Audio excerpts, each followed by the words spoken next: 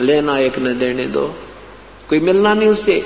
ये हमारे अंदर बुराई वहां से घर करी थी और वो आज भी बहुत ज्यादा प्रबल है।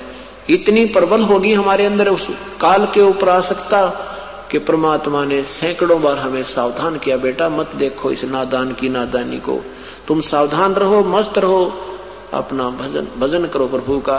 क्योंकि हम वहां सतलोक में भी भजन करते हैं, उसको याद करते हैं, अपने आप आनंद आता है, उस प्रभु के उस सार नाम का जाप करते हैं। लेकिन हम अंदर ऊपर से सावधान हुए पर अंदर से कसक हमारी नहीं गई। वो अंतर्यामी परमेश्वर ने हमें रिजेक्ट कर दिया। हम अपने पति भर्ता पद से गिर गए और परमेश्वर ने हमें हृदय से उतार दिया। बार बार प्रार्थना कर, बार बार संकेत देने पर, बार बार सावधान करने पर भी हम प्रभु की आज्ञा का उल्लंघन करते रहे और उसका आज भयंकर परिणाम अपने सामने है। कोई गधा बने, कोई गधी बने, कोई टांग कटे, कभी आंख फूटे, कुत्ते बने, पशु बने, पक्षी बने, यहाँ कोई पति मरे, कोई पत्नी मरे, बेटा मरे, टांग कट जाए, अंधे हो जाए। ये जो हमारे ऊपर कहर टूटा था, कोई छोटी सी गलती नहीं है। ये कोई छोटी गलती नहीं थी जो हम अपने भगवान को भूल के इस नादान में, शैतान में आस्था कर बैठे। जब सत्ययुग तप इस काल ने कर लिया, ब्रह्म ने कर लिया, काल तो ये आगे चल के इस कहानी में काल कहलाएगा। अभी इसको हम क्षर पुरुष कहेंगे। इस क्षर पुरुष ने जब सत्ययुग तप किया, पूरा हो लिया, प्रभु ने कहा कि क्या मांगता है ज्योति निरंजन, तूने सत्ययुग तक तप किया और तप के बदले केवल राज्य प्राप्त होता है। ज्योति निरंजन ने कहा कि प्रभु मुझे अलग से स्थान दे दो, मैं अलग राज्य चाहता हूं, ये स्थान मेरे लिए कम है। परमेश्वर ने कहा ठीक है पुत्र, तुझे 21 ब्रह्मांड दे देता हूं। जैसे कोई साहूकार पिता अपने पुत्र को 21 प्लाट अलॉट कर दे, ले भाई ये तेरे 21 प्लाट संभाल तू। अब ये काल उन 21 प्लॉटों को, 21 ब्रह्मांडों को देख रहा है, प्रसन्न हो रहा है। कभी इस ब्रह्मांड में जाता है, कभी उस ब्रह्मांड में घूमता है। फिर मन में आता है, उसकी आत्मा में सोच उठी कि इसमें कुछ कंस्ट्रक्शन करूं। वो सामग्री भी प्रभु से प्राप्त करनी होगी। उसके लिए इसने सत्ययुग तप फिर किया और हम और भी ज्यादा इस पर आसक्त हो गए। ये हमें पता लग गया कि इसने अलग से स्थान मांगा है और हमने भी आस्था होगी कि हम भी इसके साथ वहां चलेंगे। इतने आसक्त हो गए, हम बहुत ज्यादा प्रभावित हो गए इससे। तीसरा, जब इसने सत्ययुग दूसरी बार तप किया तो प्रभु ने पूछा, पूर्ण परमात्मा ने पूछा क्या मांगता है, क्या चाहता है ज्योति निरंजन। इस ज्योति निरंजन क्षर पुरुष ने कहा प्रभु मुझे कुछ कंस्ट्रक्शन करने की सामग्री दे दो, कुछ रचना सामग्री दे दो प्रभु, मैं उसमें कुछ कंस्ट्रक्शन करूं, कुछ रचना करूं। पूर्ण परमात्मा ने इसको 5 तत्व और 3 गुण दे दिए। 5 तत्व और 3 गुण दे दिए और कहा ले बेटा खेल खिलौना दे। अब काल इस सामग्री को प्राप्त करके बड़ा प्रसन्न हुआ।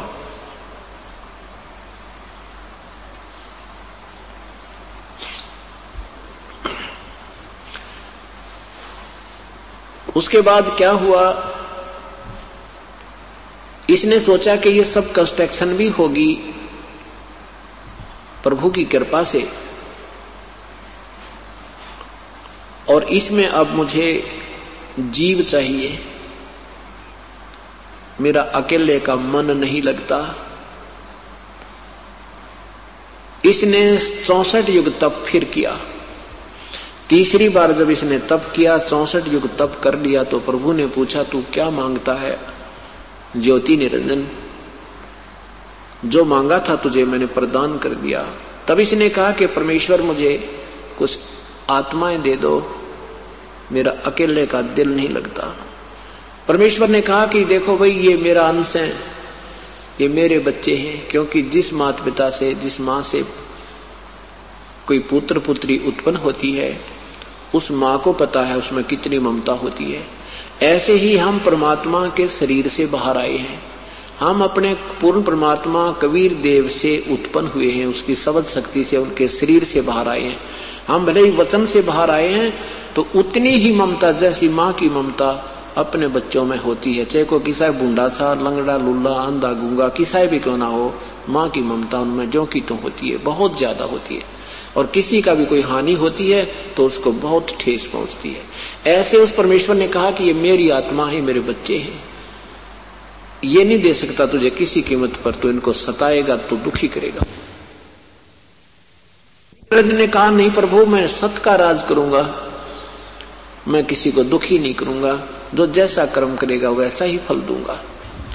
परमेश्वर ने कहा तो एक बात कर, मैं एक बात हो सकती है, अगर वो सब इच्छा से तेरे साथ जाना चाहते हैं तो उनसे पूछ लीजिए, नहीं तो मैं तुझे आज्ञा नहीं, मैं उनको नहीं भेज सकता। सब इच्छा से कोई जाना चाहता तेरे साथ जा सकते हैं, पर फिर भी तू सत का राज करना, किसी को दुखी मत करना, अन्याय मत करना। अब ज्योति निरंजन ये अक्षर पुरुष हमारे पास आया। जो ही ये हमारे पास आया, जैसे हीरो के चारों तरफ बच्चे घूम जाते हैं, हीरोइनों के चारों तरफ घूम जाते,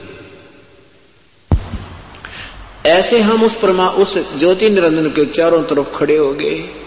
उसने कहा कि मैंने पिताजी से 21 ब्रह्मांड प्राप्त किए हैं, वहां पर ऐसे बनाऊंगा, वहां पर ऐसे हीरे पन्ने जवाहरात के जड़े हुए वृक्ष पर्वत बनाऊंगा, झरने बनाऊंगा, सुंदर बाग बगीचे बनाऊंगा, वहां ऐसे ऐसे आनंदित रहा करेंगे, क्या मेरे साथ चलोगे?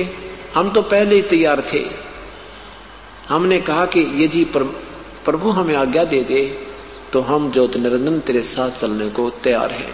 तो ज्योति निरंजन ये ब्रह्म, पूर्ण ब्रह्म के पास, कबीर देव के पास आया और कहा कि प्रभु कुछ आत्माएं मेरे साथ चलने को एग्री हैं। परमेश्वर ने कहा कि मेरे सामने हाँ भरवा दे, मेरे सामने कवा दे एक बार उनसे, फिर मैं तेरे साथ भेज दूंगा। पूर्ण परमात्मा हमारे पास आए और साथ में ये ब्रह्म भी वहीं खड़ा था। परमेश्वर ने कहा कि कौन कौन सी आत्माएं हैं जो इस ज्योति निरंजन के साथ जाना चाहते हैं, वो हंस आत्मा दोनों हाथ खड़ा करके सभी करती दे। अब अपने भगवान के सामने नहीं हिम्मत पड़ी, नीची गर्दन करके सभी शांत हो गए। काफी देर सन्नाटा छाया रहा, तो प्रभु ने दूसरी बार कहा, क्यों भाई तुम बोलते क्यों नहीं? ये तो ज्योति निरंजन कह रहा था कि मेरे साथ जाने को सब इच्छा से तैयार हैं, क्यों नहीं बोलते तुम? तब एक आत्मा ने खड़ा होकर के, सबसे पहले एक हंस ने खड़ा होकर के स्वीकृति दी कि मैं जाना चाहता हूं प्रभु इसके साथ। परमात्मा ने उसके नंबर नोट किया। उसके बाद हमने देखा कि अब तो बात बन गई, एक ने नंबर ला दिया, फिर तो देखा हम सभी खड़े हो गए।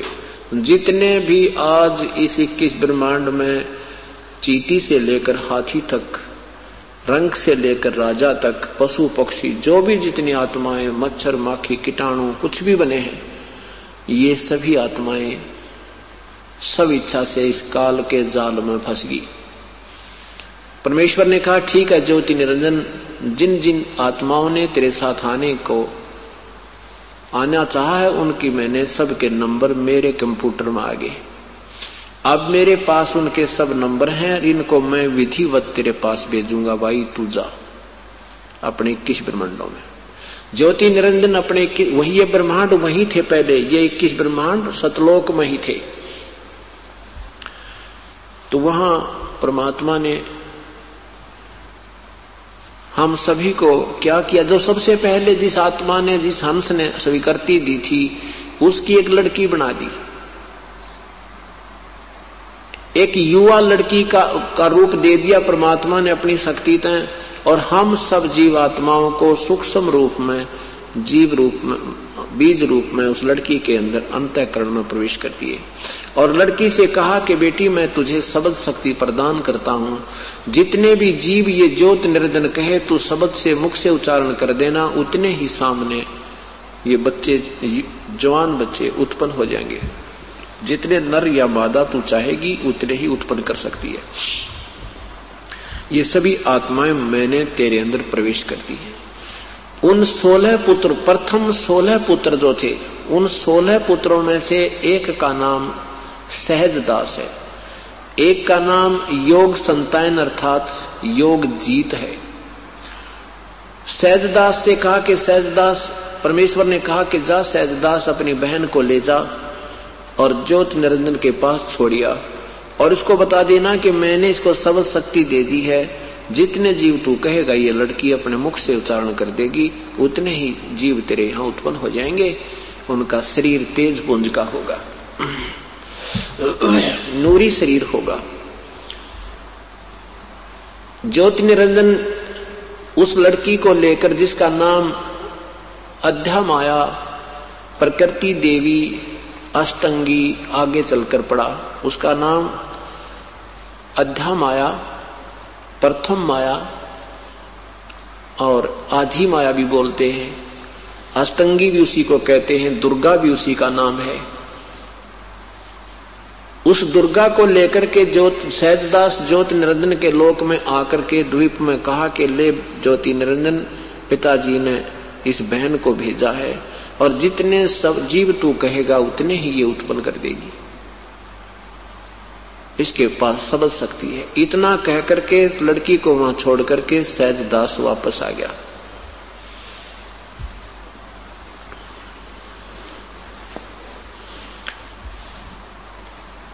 अब युवा होने के कारण लड़की का रूप रंग निखरा हुआ था।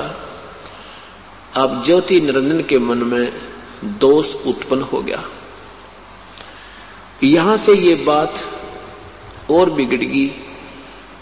उस ज्योति निरंजन ने लड़की के साथ बलात् करना चाहा, जबरदस्ती करना चाहा, तो लड़की ने कहा कि ज्योति निरंजन, मुझे पिताजी ने सबद शक्ति प्रदान की हुई है और जितने जीव तू कहेगा मैं उत्पन्न कर दूंगी, तू ये दुष्कर्म मत कर मेरे संग।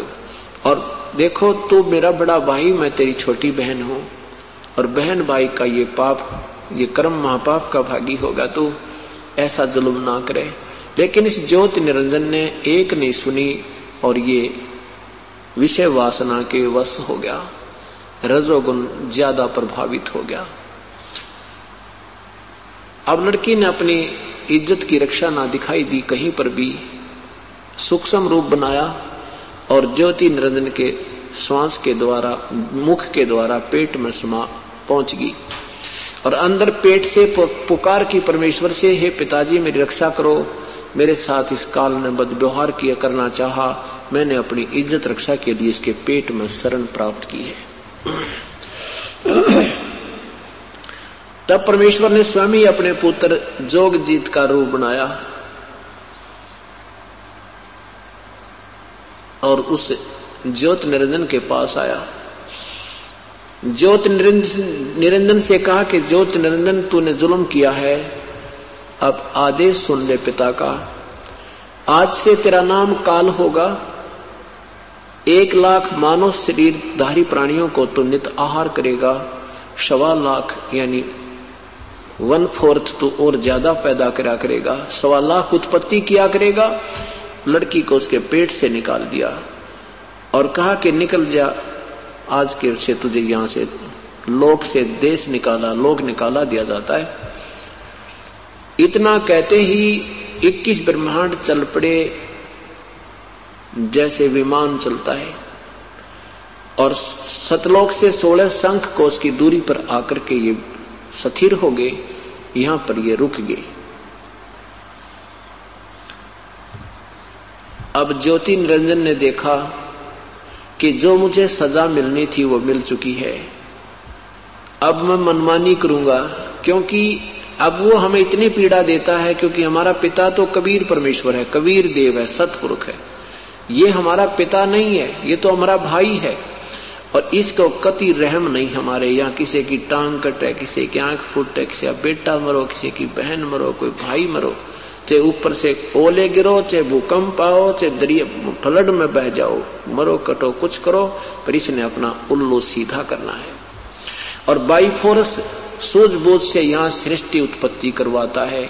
विषय वासना, ये तीनों गुण इतने जबरदस्त भर दिए जिसके कारण ये प्राणी विवश है और संतान उत्पत्ति ये अवश्य करके मानता है। किसी भी भूखंड कुरुकवे से ये काल का बहुत सुनियोजित जाल है। अब ज्योति निरंजन ने दुर्गा से कहा कि अब मेरा कौन के बिगाड़ेगा, अब मैं अपनी मनमानी करूंगा। उस दुर्गा के साथ फिर दुर्व्यवहार करना प्रारंभ किया।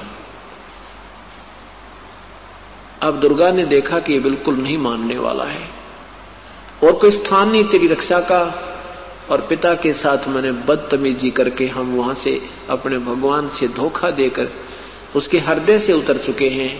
फिर भी इसने सोचा कि इसको मैं किसी प्रकार मना लूं, मेरे पास सबद शक्ति है और मैं सब जीव उत्पन्न कर दूंगी। इसने फिर विनय की दुर्गा ने कि निरंजन तो मेरी बात मान ले, ये मैथुन सृष्टि मत प्रारंभ कर, इसमें जीव बहुत दुखी हो जाएंगे और तू जितने प्राणी कहेगा मैं उत्पन्न कर दूंगी। फिर भी कहा कि एक बात सोच विचार करके, पहले तू और मैं एक ही पिता से उत्पन्न है, तू मेरा बड़ा भाई, मैं तेरी छोटी बहन। फिर भी इस अपनी इज्जत रक्षा के लिए और विनय करती है और अपनी एक बात समझाने की चेष्टा करती है कि तू यही बात समझ ले कि मैं तेरे पेट से निकल कर आई हूं, तेरी बेटी होगी, तो यही रहम कर ले। पर इसके मन में 19-21 का कोई अंतर नहीं आया। ज्योति निरंजन ने अपनी जबरदस्ती इसके साथ शादी की और परमात्मा ने इस कन्या को प्रजनन इंद्रिय नहीं लगाई थी, वो भी ज्योति निरंजन ने अपने स्वार्थवश अपनी सबद शक्ति से प्रजनन इंद्रिय लगाई और साथ में शादी की, जबरदस्ती शादी की। एक ब्रह्मांड में एक ब्रह्मलोक बना रखा है। ब्रह्मलोक उसके उस अलग से उसके भी ऊपरले हिस्से में एक गुप्त स्थान बनाया है। उसमें 3 स्थान बना रखे हैं, एक रजोगुण प्रधान क्षेत्र, एक तमोगुण सतोगुण प्रधान क्षेत्र, एक तमोगुण प्रधान क्षेत्र। जैसे किसी मकान में 3 कमरे हों, एक कमरे में अश्लील चित्र लगे हों और उसमें जो व्यक्ति जाता है तो उसकी मन की धारणा बहुत ही विकार युक्त हो जाती है। दूसरे कमरे में साधु संतों के, ऋषियों के, महर्षियों के फोटो लगे हों, उसमें जाते ही मन अपने आप शांत होने लग जाता है और प्रभु के विषय में, उन महापुरुषों के जीवन लीलाओं के विषय में विचार अपने आप विमर्श शुरू कर देता है। और तीसरा जिसमें देशभक्तों के, शहीदों के फोटो लगे हों, उसमें जाते ही इस मन में अपने आप ब्लड में करंट सा आने लग जाता है, खून खोलने लग जाता है। ऐसी जब तक उसमें रहेगा, उन महापुरुषों के चित्र देखेंगे, वैसी ही मन की धारणा बनी रहती है।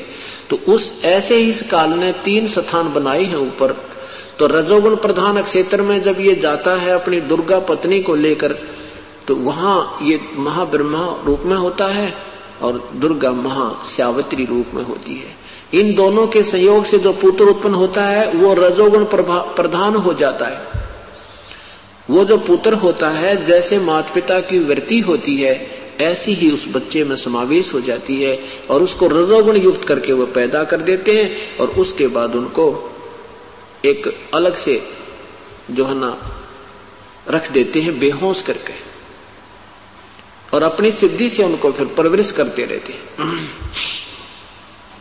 दूसरा स्थान जो सतोगुण प्रधान क्षेत्र बनाया है ज्योति निरंजन काल ने,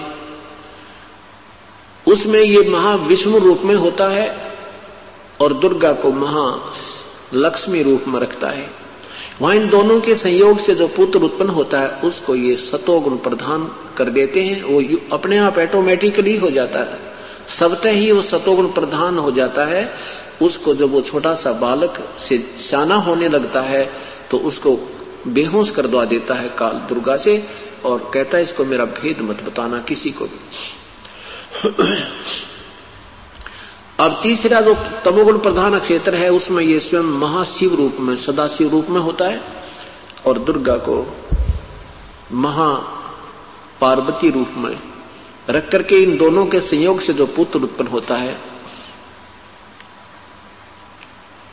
उसका नाम, वो तमोगुण युक्त हो जाता है, उसका नाम शिव रख देते हैं। सतोगुण प्रधान पुत्र का नाम वो विष्णु रख देते हैं और रजोगुण प्रधान क्षेत्र में उत्पन्न रजोगुण प्रधान पुत्र का नाम वो ब्रह्मा रख देते हैं। और इन तीनों पुत्रों को कोमा में रखते हैं, इनको बेहोश रखते हैं, अचेत रखते हैं। जब ये तीनों पुत्रों की उत्पत्ति होगी तब ज्योति निरंजन ने कहा कि दुर्गा, मैं आज से कसम खाता हूं कि आज के बाद कोई भी प्राणी, किसी भी प्राणी को मैं दर्शन नहीं दूंगा मेरे 21 ब्रह्मांड में। मैं कभी किसी के सामने अपने इस वास्तविक रूप में नहीं आऊंगा। मैं एकांत स्थान पर रहूंगा, गुप्त रहूंगा, अदृश्य रहूंगा, अपनी योग माया से छुपा रहूंगा। और जब ये बच्चे बड़े हो जावें, जब ये बच्चे जवान हो जावें, तब इन तीनों को सागर मंथन पर भेज देना। जो प्रथम वस्तु निकले वो पहले बड़े पुत्र को देना, प्रथम सागर मंथन में, और दूसरे सागर मंथन में हो फिर उनको एक एक वस्तु बांट देना।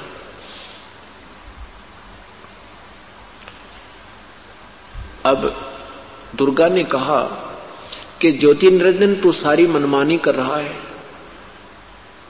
एक नहीं मानता मेरी, अब तू मेरे साथ तो रह ले, कम से कम इन 21 ब्रह्मांड का संचालन मैं कैसे कर पाऊंगी, आप मेरे साथ रहो। लेकिन काल ने यह स्वीकार नहीं किया, क्योंकि 1 लाख प्रतिदिन प्राणियों को भून कर खाएगा। ए भगवान, उसको कोई देख ले तो यहां रह नहीं सकता प्राणी, या किसी चीज में आस्था नहीं रहेगी उसकी, कि ये सब यहां फंसाने का कारण है, हमें यहां रोके रखने के लिए अस्थायी एक अक्षणिक सुख दिखा रखा है काल ने। ये पूर्ण रूप से समझ में आ जाए। अभी हमने देखा नहीं है, अभी हमने कोई विशेष वो डर नहीं बना हमारे। जब ये कभी या तो इस ज्ञान से और भक्ति से आपको डर लगेगा, क्योंकि ज्ञान से भी बच्चा बड़ा होकर सियाना हो जाता है, और यह आंखों देख ले तो फिर तो कहना है कि, तो कहने का भाव यह है कि ज्योति निरंजन काल की सूझबूझ से, इसने ज्योति निरंजन ने सूझबूझ से व्यवस्था की है कि ये थी मैं इनके सामने आऊंगा और 1 लाख जीव रोज खाऊंगा, किसी का बेटा मरेगा, क्योंकि वो स्वर्ग में भी मरते हैं, वहां भी मरते हैं, देवता भी मरते हैं, इनके बेटे भी मरे, इनकी बेटियां मरे, इनकी पत्नी मरती हैं, इनका भी वहां बुरा हाल होता, हाहाकार मचता है। तो इसने सोचा कि ये कोई देख लेगा मुझे तो इनको पता लग जाएगा, फिर ये सावधान ना हो जाऊं, इसलिए ये गुप्त रहता है।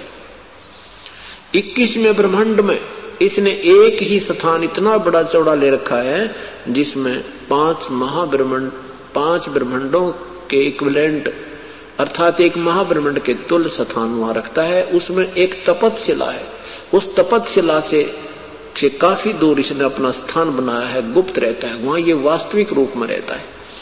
और इस ब्रह्मलोक में ये महाब्रह्मा, महाविष्णु, महाशिव रूप में रहता है। एक सिद्धि होती है जो नाना रूप बना सकती है। तो इसने कहा कि ठीक है, जब ये बच्चे सियाने हो जाएं तो इस, और मेरा भेद मत देना, अब दुर्गा इसके वश होगी, दुर्गा इसके विवश होगी, इसकी हर बात की आज्ञा का पालन करती है। और इसने आदेश दे रखा है कोई भी जीव यहां से निकल ना जावे, किसी को सद्बुद्धि ना आ जावे, कोई भक्ति पूर्ण संत की ना कर लेवे। इसलिए दुर्गा को बहुत सावधान कर दिया। जब ये तीनों बच्चे बड़े हुए तो ब्रह्मा को कमल के फूल पर बैठाकर सचेत कर दिया। देवी भागवत महापुराण 3रे स्कंद में नारद जी को, अपने पुत्र को, ब्रह्मा जी बता रहे हैं कि नारद जी, मैं जब मेरी जब उत्पत्ति हुई, मैं कमल के फूल पर बैठा था, मुझे नहीं मालूम इस अगाध जल में मैं कहां से उत्पन्न हो गया, कौन मेरी सृष्टि करने वाला पिता है। और इस जल में कोई देखा कि इस कमल का कहीं ठिकाना होगा, वो देखा तो इसका कहीं और छोर नहीं मिला। उसके बाद मैं कमल के फूल पर फिर आकर बैठ गया तो आकाशवाणी हुई कि तप करो। मैंने 1000 वर्ष तक तप किया। उसके बाद आकाशवाणी हुई कि सृष्टि रचो, तो मैंने सोचा किसकी सृष्टि रचूं, कोई स्थान तो नजर आ नहीं रहा, सब जगह जल ही जल है, जल में एक कमल है। उसी समय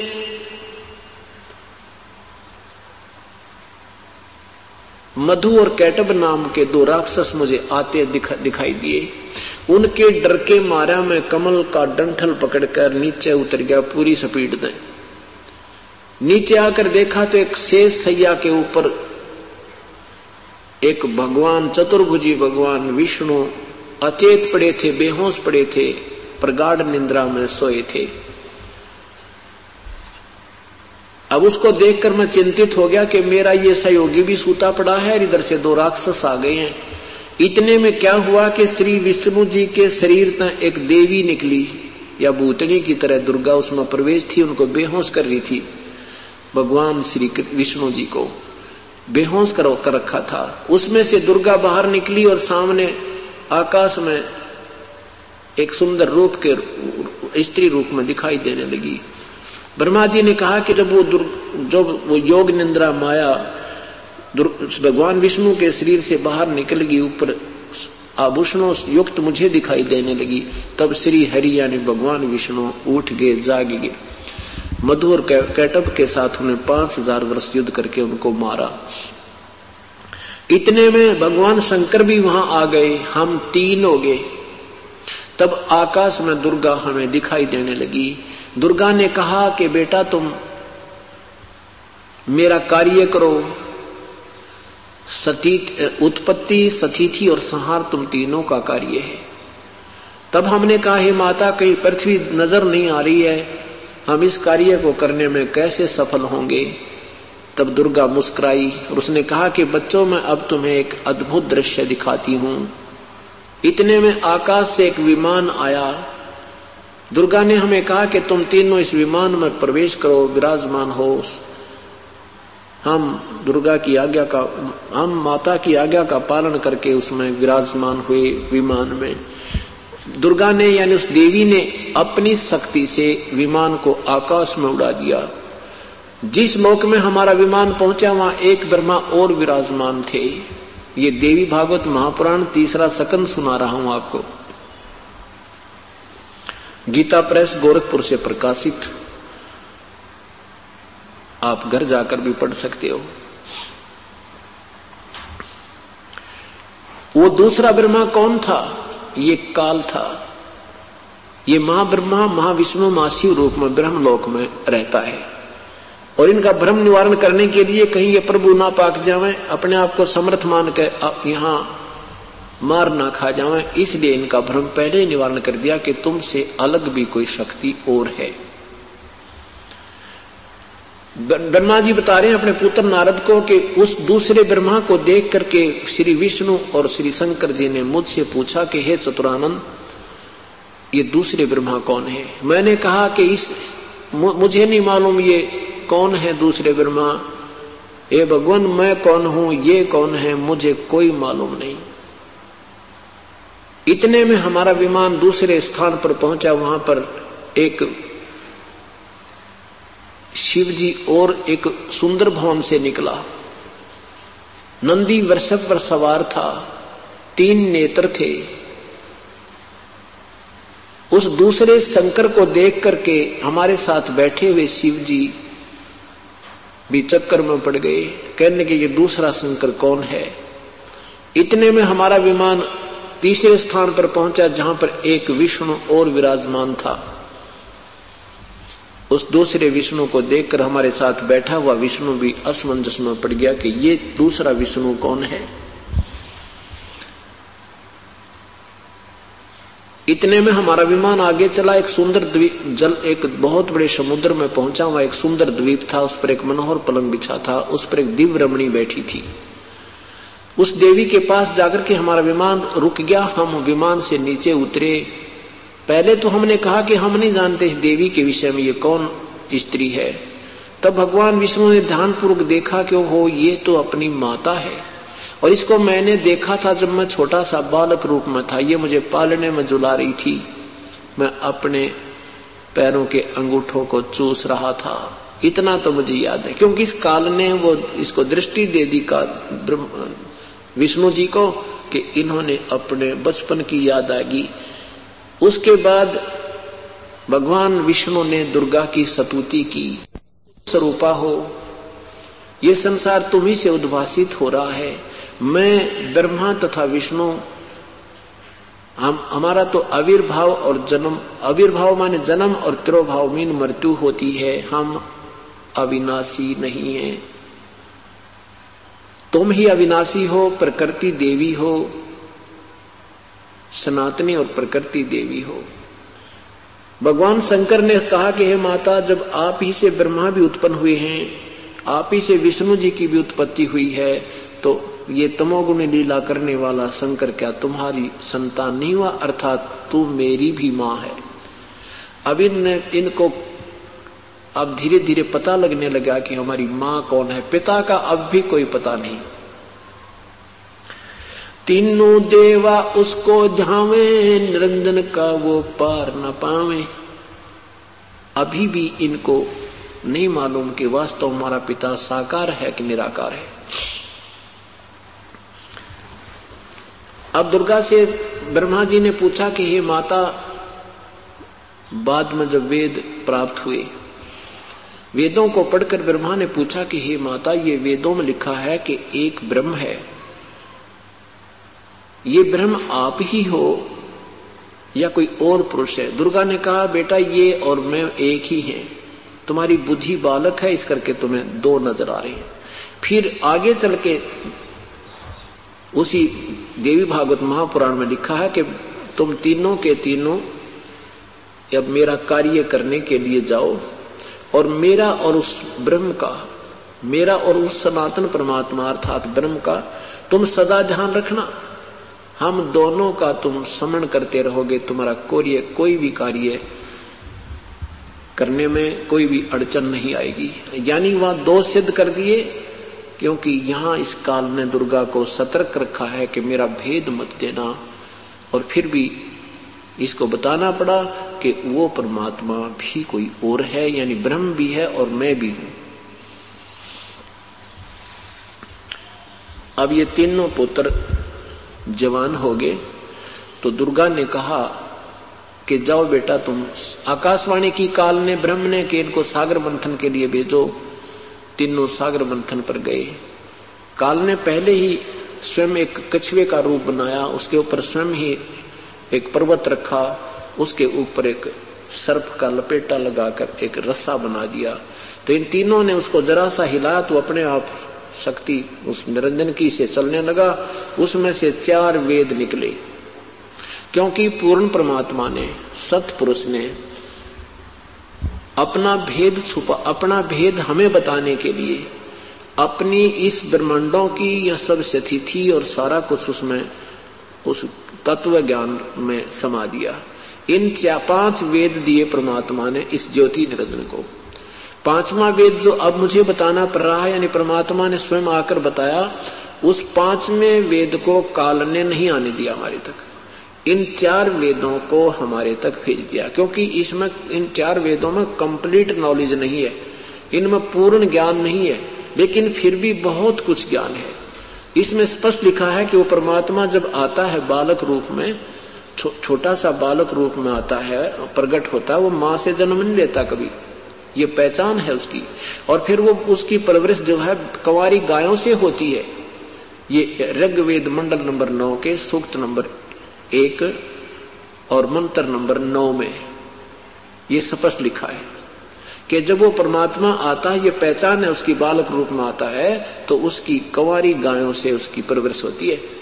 ये आपको आने वाले समय में कबीर परमात्मा की लीला के विषय में परिचित हो जाओगे।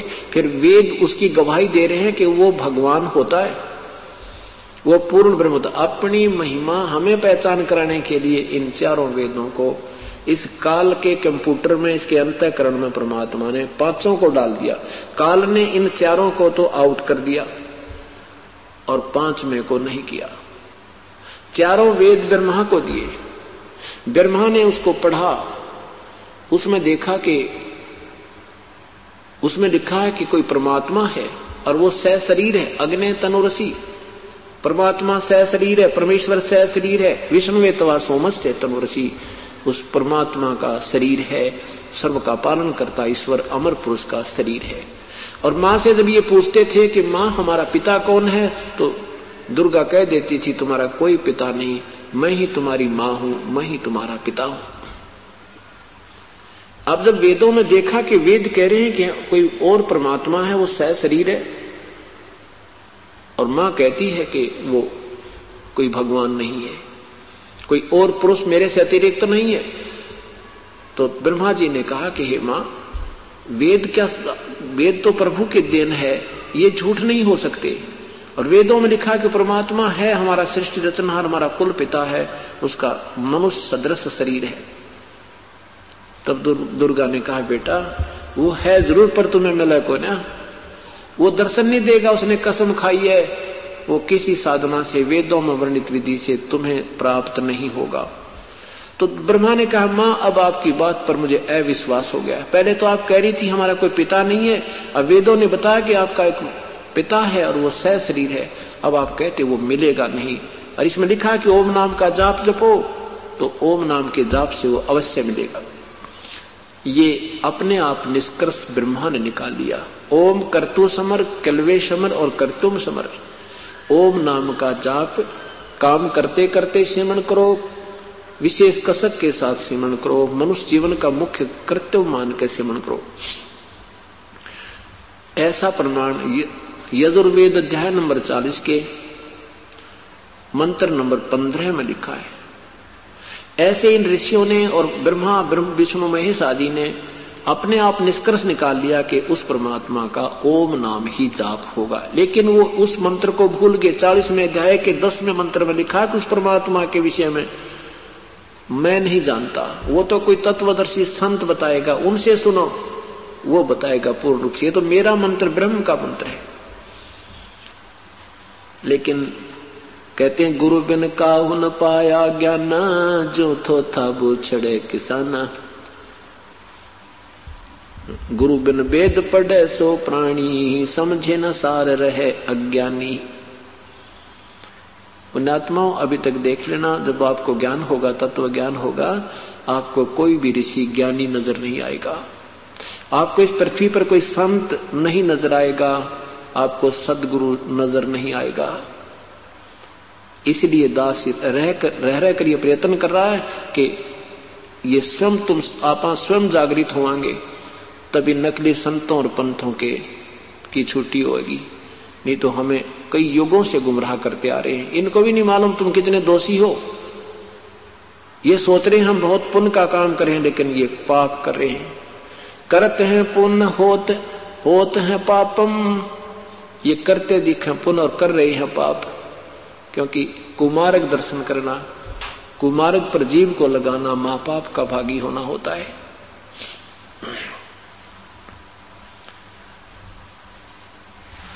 अब ब्रह्मा ने कहा कि मां मैं आपकी बात को नहीं मानूंगा और मैं पिता के दर्शन करके ही रहूंगा। दुर्गा ने कहा बेटा यदि तुझे पिता के दर्शन नहीं हुए तो तू क्या करेगा? कि मैं तुझे शकल नहीं दिखाऊंगा। इतना हठ करके और एकांत स्थान में पहुंच गया, वहां बैठ गया समाधि लाके, ध्यान लगाऊंगा। 4 युग तक ब्रह्मा ध्यान लगाए बैठा रहा। 4 युग तक ब्रह्मा ने ध्यान लगाया, कठिन तप किया, हठ योग किया, लेकिन प्रभु प्राप्ति नहीं हुई। गीता जी के अध्याय नंबर 11 के मंत्र नंबर 48 में लिखा है कि ये जो मेरा वास्तविक रूप है, ना पहले किसी ने देखा, ना कोई आगे देख सकता, और ये ना किसी वेदों वर्णित विधि से, ना किसी जप से, ना तप से, ना किसी क्रिया से मेरा प्राप्त नहीं हो सकता। मुझे कोई प्राप्त नहीं कर सकता। ये मेरा अटल नियम है। गीता जी के अध्याय नंबर 4 के मंत्र नंबर 24 और 25 में कहा है कि ये मेरा घटिया अटल नियम है कि मैं कभी किसी के सामने प्रत्यक्ष नहीं होता, अपनी योग माया से छुपा रहता हूं, और ये बुद्धिहीन संसार मुझ अव्यक्त को व्यक्त मान रहे हैं। मैं अव्यक्त हूं, मैं नहीं दिखता यहां किसी को, और ये मुझे कृष्ण मानेंगे। मैं कृष्ण नहीं हूं। और कृष्ण जी सामने खड़े वो कैसे कहता मैं कृष्ण नहीं हूं, मैं व्यक्त नहीं हूं, मैं व्यक्ति नहीं हूं। इसलिए ये तत्व ज्ञान की कमी से हम अभी तक श्री कृष्ण द्वारा बोला हुआ ही गीता जी का ज्ञान मानते रहे।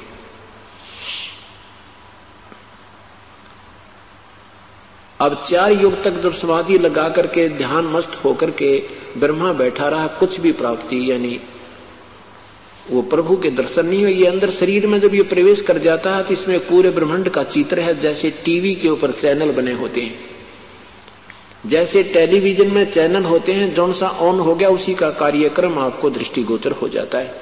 ऐसे ही शरीर में जब ध्यानस्थ प्राणी हो जाता है तो कोई भी ऑटोमेटिकली कोई भी उसके अभ्यास से कुछ चैनल ऑन हो गया तो उसको देखते देखते यू हजारों वर्षों तक बैठा रहता है। ना वो तो बैठा नहीं जा सकता, यो मन 1 सेकंड भी ना टक है।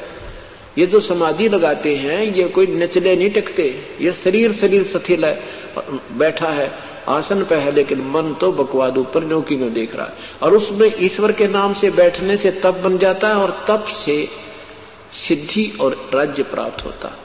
तप से राज राज मदमानम जन्मती सरे सुकर सवानम। तपेश्वरी सो राजेश्वरी, राजेश्वरी सो नरकेश्वरी। अब ज्योति निरंजन ने दुर्गा को आकाशवाणी की कि सृष्टि क्यों नहीं रच रहे तुम। दुर्गा ने कहा कि तेरा ज्येष्ठ पुत्र ब्रह्मा आपकी तलाश में हट करके गया है, मेरी नहीं माना। ज्योति निरंजन ने कहा कि उसको वापस बुला लो और कह दो मैं किसी को दर्शन नहीं दूंगा। दुर्गा ने अपने पति के आदेश से अपने सबल शक्ति से एक लड़की उत्पन्न की, उसका नाम गायत्री रखा। गायत्री से कहा जा बेटी तो अपने भाई ब्रह्मा को उठा कर ला, वो समाधिस्थ है, उसके चरण छूना, चरण छूते उसकी समाधि टूट जाएगी।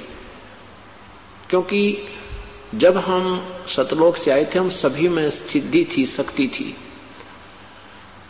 ये तो बाद में हम डिस्चार्ज कर दिए काल ने यहाँ पे। अब हर युग में जब मनुष्य होता है हमने फिर चार्ज करनी पड़ती है। कोई तप करता है, कोई जप करता है, कोई कुछ करता है, कोई ओम नाम का जाप करता है, कोई हठ योग करता है, और फिर स्वर्ग में डिस्चार्ज होकर के हम फिर आ जाते हैं।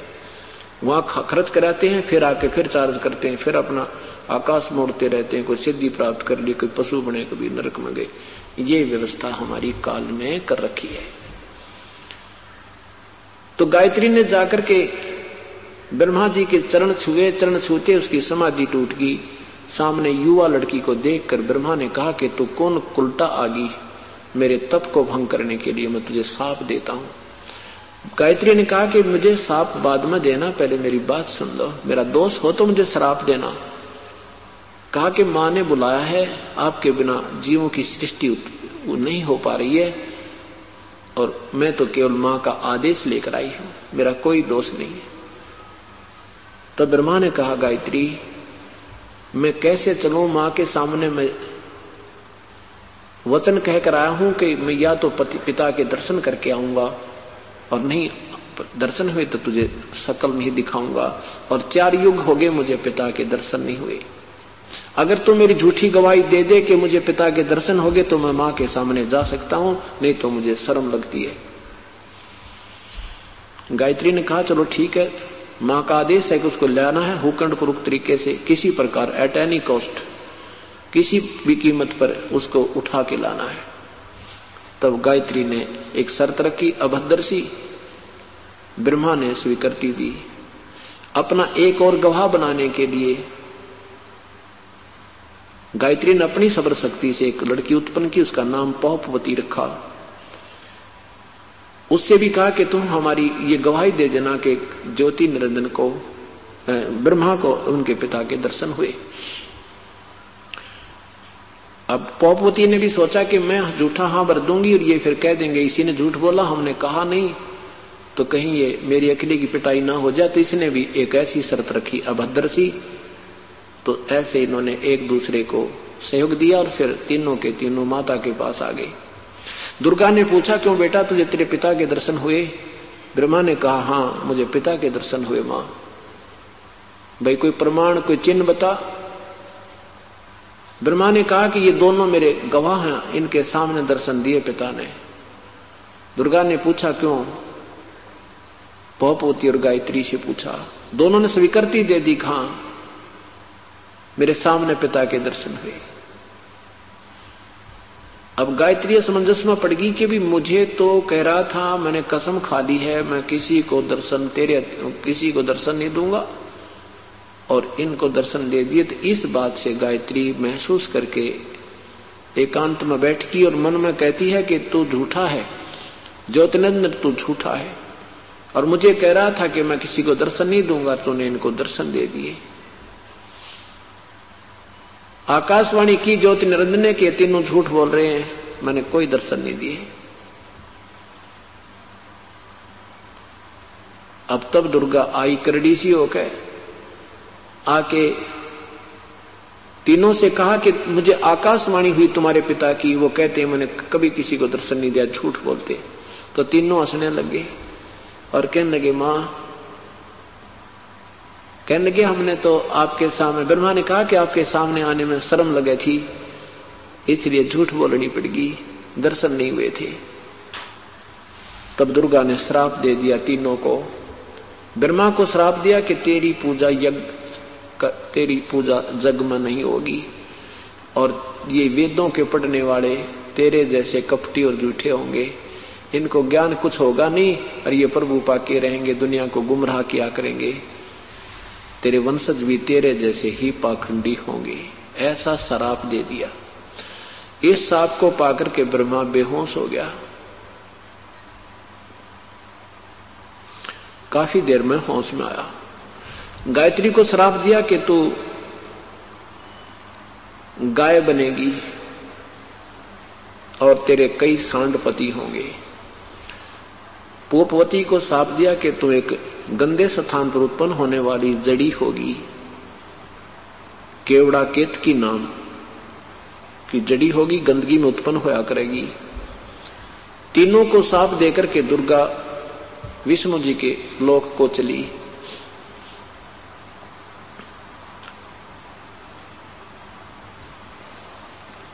विष्णु जी को जाकर कहा कि विष्णु, तू भी अपने पिता के दर्शन प्राप्ति के लिए यत्न कर ले, कहीं बाद में समाधि लगा बैठे। विष्णु जी वहां से चल पड़े, शेष नाग के लोक में पहुंच गए। अब शेष नाग ने देखा कि तेरी जुरिडिक्शन में और तेरी परमिशन के बिना ये कौन आदमी आ रहा है बेधड़क होकर।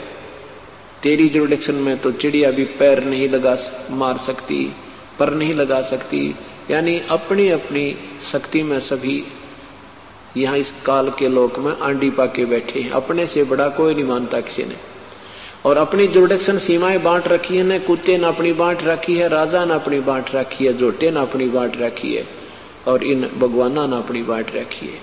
इसमें कोई डिस्टर्बेंस कर दे तो मरने मारने को ये तुरंत तैयार रहते हैं।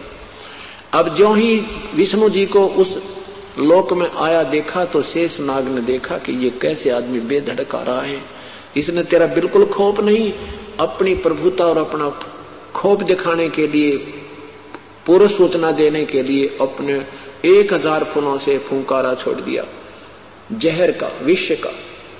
जैसे धुंध होती है ऐसे विष्णु जी के चारों तरफ धुंध टाइप होगी, और विष्णु जी का शरीर कति काला हो गया, जैसे स्प्रे पेंट हो जाता है।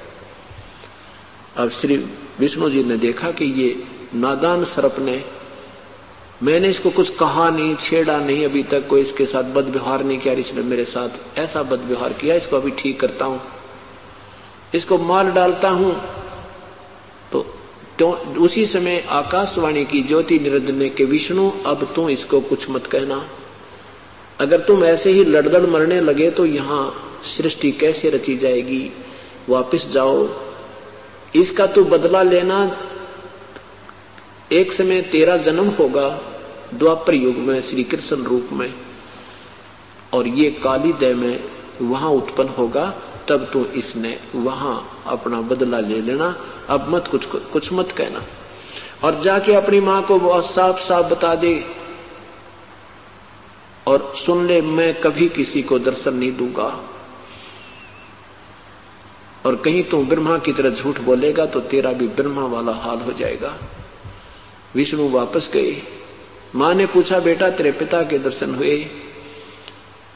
विष्णु जी ने कहा कि नहीं माता, मुझे पिता के दर्शन नहीं हुए। दुर्गा ने सीने से लगा दिया और कहा बेटा तू सत्यवादी होगा, तेरी जग में कीर्ति होगी, ये मेरा आशीर्वाद तेरे साथ है। और फिर बोली आजा मैं तुझे तेरे पिता दिखा दूं। अब ऐसे खिलौने देकर बड़ो रखे हम सारे। विष्णु जी से कहती है कि ध्यान लगा तेरे शरीर में, पहुंच यहां सहस्रार कमल में। सहस्रार कमल में पहुंचा तो वहां कहते जलमल जलमल जो जलमल जलमल जलमल होई, और यही तेरा पिता ज्योति निरंजन सोई, कि ये तेरे पिता के दर्शन है, बस बेड़ा पार हो गया तेरा।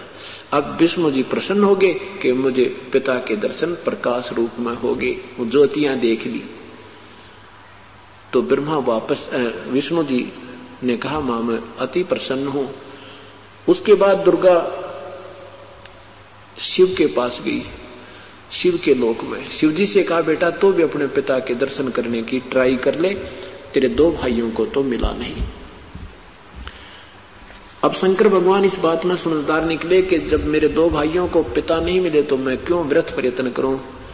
दुर्गा से कहा मां, जब मेरे 2 भाइयों को भगवान मेरे पिता के दर्शन नहीं हुए, उनका ऐसा कोई नियम है, तो मैं तो ट्राई ही नहीं करता, मैं प्रयत्न नहीं करता। मेरी एक प्रार्थना आपसे। दुर्गा ने कहा बोलो। हे मां मुझे अमर कर दे, मैं कदे ना मरूं, मुझे ऐसा वर दे दे। दुर्गा ने कहा बेटा ये कभी नहीं हो सकता। यहां तो जो उत्पन्न हुआ है 21 ब्रह्मांड में उसकी मृत्यु निश्चित है, और जो मर गया जन्म जरूर पुनर्जन्म अवश्य है पुत्र, ये तो मेरे काबू से बाहर की बात है।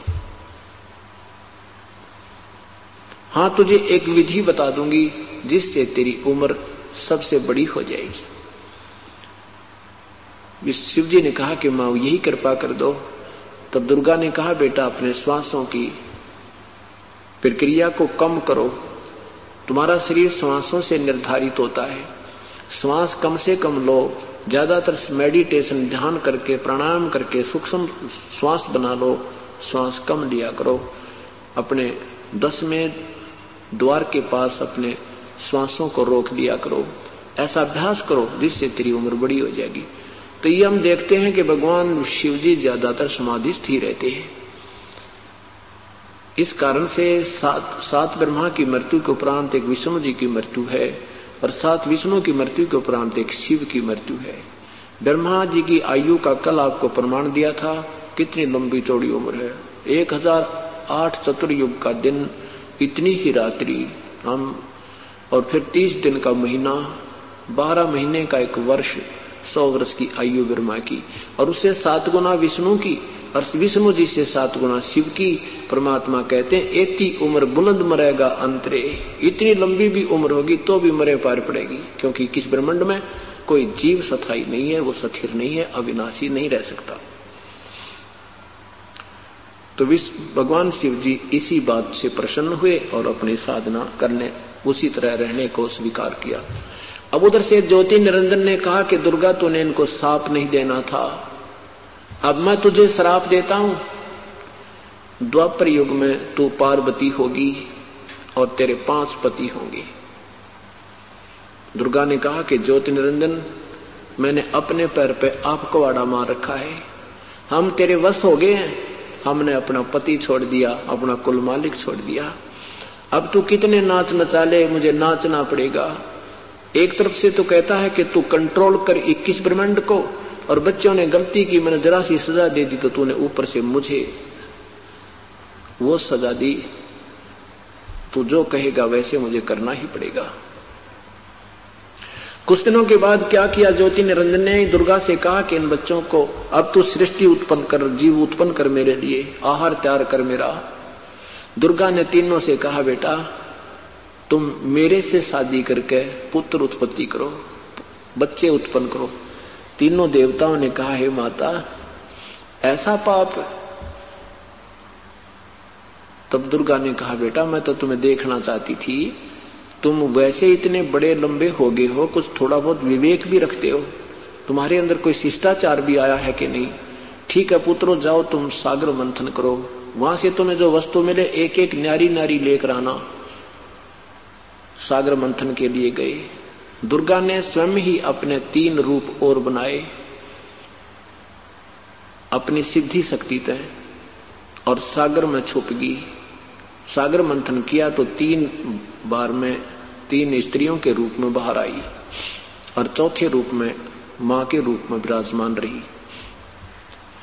पुण्यात्माओं, जब आप इस तत्व आध्यात्मिक ज्ञान से परिचित हो जाओगे तभी यह समझ में आएगा। अभी तक तो हम ये अभी हीट एंड ट्रायल मेथड पर आधारित हैं। अब तक तो हम सामने देख लेते हैं, हमें अच्छा लगता तो स्वीकार कर देते हैं, नहीं तो कहते नहीं ऐसा नहीं हो सकता। परमात्मा के मार्ग में कोई असंभव चीज नहीं होती। ये सोचना कि ऐसा नहीं हो सकता, ये अपनी अल्प बुद्धि का ही प्रमाण और विचार विमर्श होता है। उधर से 3 रूपों में दुर्गा बाहर आई, 3 युवा लड़कियों के रूप में। तीनों के तीनों और तीनों लड़कियां साथ आकर के मां के पास उपस्थित हुई। दुर्गा ने पूछा कि पहले नंबर पे कौन निकली थी? उन्होंने बताया कि ये 1 नंबर पे निकली थी। उसका नाम सावित्री रख दिया, ब्रह्मा से उसकी शादी कर दी कि ये तेरी पत्नी है। दूसरी का नाम लक्ष्मी रखा, वो विष्णु जी से ब्याह दी। और तीसरी का नाम उमा रखा, वो शंकर जी से शादी कर दी। और तीनों की शादी करके कहा बेटा जाओ अपने अपने लोक में और सृष्टि रचना प्रारंभ करो। तीनों पुत्रों की शादी करने का विवरण 3रा स्कंद देवी भागवत महापुराण आपको प्रमाणित कर रहा है, ज्यों का त्यों। और ये पुराण और वेद तो दास ने अभी देखे हैं 2 वर्ष पूर्व। इससे पहले ये सृष्टि रचना दास आपको कम से कम सन 94 से सुनाता आ रहा है। तो कहने का भाव ये है कि जो परमेश्वर ने हमें पहले ही ज्ञान दे रखा था अपनी अमृतवाणी में 5वें वेद में, आज सब सदग्रंथों ने उसको सेकंड कर दिया। आज सब सदग्रंथों ने उसको प्रमाणित कर दिया, उसी का समर्थन पाया। इससे सिद्ध है कि जो परमेश्वर ने हमें ज्ञान बताया था वो सिंपल लैंग्वेज में वो सत्य है, जो कि इन अज्ञानी संतों और महंतों ऋषियों ने महर्षियों ने उसको गलत सिद्ध कर रखा था।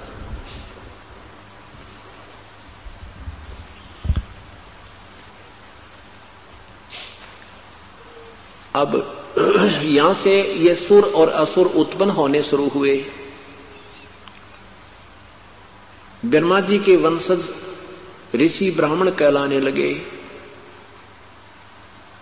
ये अलग अलग तीनों की व्यवस्था होगी और सुर और असुर यानी देव और राक्षस भी उन्हीं के वंशजों से बन गए, क्योंकि जिन्होंने मंत्र वही याद किए, जाप किए, उनमें सिद्धियां आ गई, विकार त्यागे नहीं, बुराई करते रहे, शराब मदिरा पीते रहे, मांस खाते रहे, उनको राक्षस कहने लगे। तो पहले शराब मांस तमाकू प्रयोग करता था, भांग खाता था, नहीं मानता था, बार बार कहने से तो उसको गांव से निकाल देते थे। उस घर के सदस्य को गांव से अपने घर से निकाल देते थे, गांव से निकाल देते थे कि ये तो औरों को भी खराब करेगा। तो फिर वो जंगल में मन मर्जी करते थे और उनके साथ द्वेष करते थे अन्य के साथ, इसलिए वो राक्षस पदवी पर आ जाते थे। अभद्र व्यवहार करते थे, खाने पीने में कोई कंट्रोल नहीं करते थे और साथ में जाप भी करते रहते थे, सिद्धियां भी प्राप्त करते रहते थे। इस प्रकार ये बातें बिगड़ गई। अब यहां परमात्मा सुना रहे हैं धर्मदास जी को ये सृष्टि रचना के विषय में। अब परमात्मा अपनी साधारण वाणी में जो पहले ही हमें वर्णन किया था वो सुनाते हैं, सुनाया था उसको आपको सुनाते हैं। धर्मदास ये जग बोराना, कोई न जाने पद निर्वाणा। धर्मदास जी को परमात्मा कह रहे हैं, धर्मदास ये सारा संसार विचलित है, ना ब्रह्मा को मालूम, ना विष्णु जी को मालूम, ना शिव जी को मालूम।